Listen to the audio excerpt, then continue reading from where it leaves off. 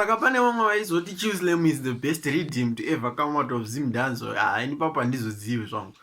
But nhasi tiri kugadzira Chewslam handiti in less than 4 minutes handiti. Saka stick around and watch it happen. Gadzira Chewslam redeem handiti.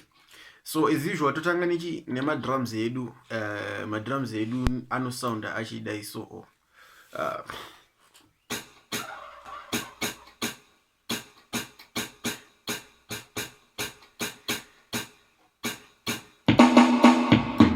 Alright, drum redu rapera nditi. Tapedza drum redu, the next thing chatakutevera. Takutevera grand piano redu handiti. My chords, so they all together it sounds like this.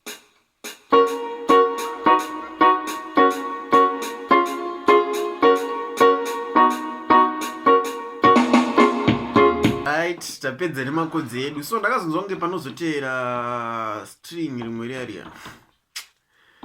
String redu. So next string redu all together it sounds like this and it. Wait for the results.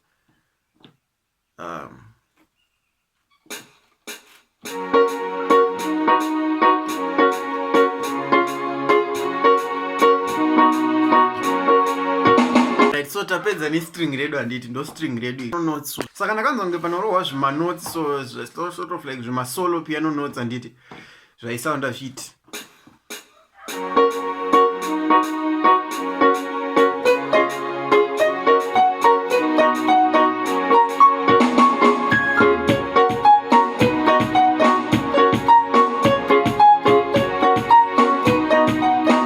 Tapedza nezvima notes zvedu izvozvo handiti, and then chimwe, so ndakazonzwa kunge panozoita ka flute handiti. So ka flute kedu it sounded something like this.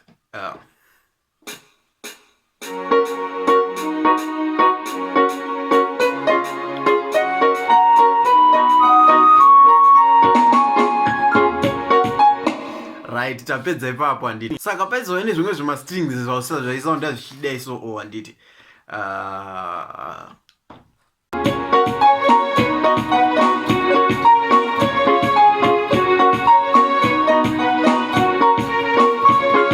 Right, tapedza ipapo, then apa base redu ndikurisa in the form of marimba kuti nyanzonzwika handiti, ndo rekupedzisira.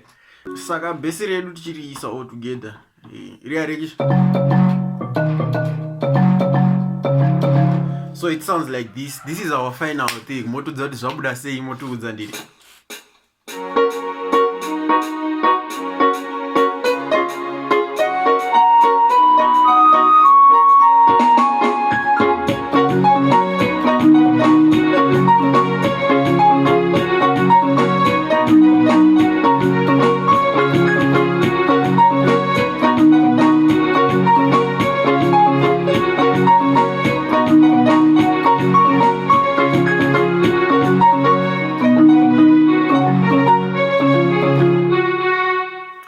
So that's it from me, Stella on the keys anti motudza mu comment section, and also don't forget tine pay system ratinenge tichihaisa kune vari kuda kuita ma-events avo, and also ma-lessons tiri kuitisa ma-online lessons kune vakakombobata-bata nditi motobata ku profile, number dziri ku profile.